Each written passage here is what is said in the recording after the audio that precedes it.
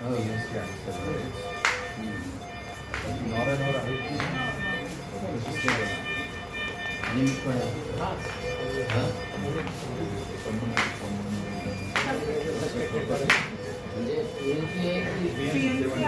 Presentation saturation 60% होतं, but now she is maintaining होऊन गेलं. आपण तिला केलं आता नॉरायणची आहे ते थोडं करतोय. कुठे लावलंय? बाहेर लावलं हे आता सेंट्रल लाईट आहे. तर मेळघाटात अपघात झालेल्या रुग्णांची आपण जिल्हा सामान्य रुग्णालयात जाऊन भेट घेतली.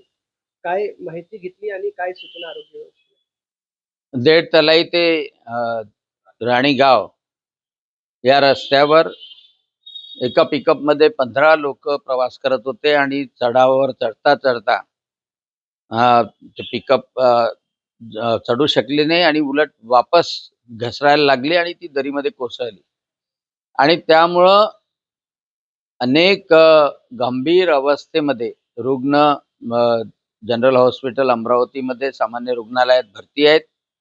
एका मुलाचे दोन्ही पायाचं एका पायाचं ॲम्प्युटेशन करावं लागलं. बाकीच्या रुग्णांना रक्त वगैरे चढवून त्यांना त्या शॉकमधून बाहेर काढण्यात आलं.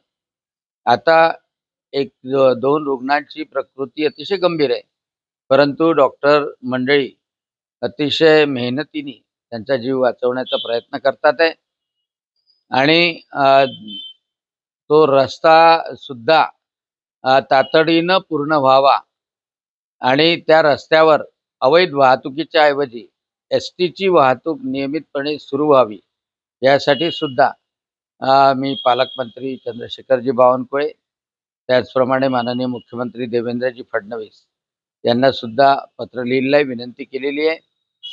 आदिवासी क्षेत्रामध्ये बरेच वेळा या रस्त्याची दुरुस्ती जंगल खात्याच्या नियमामुळे प्रलंबित राहते.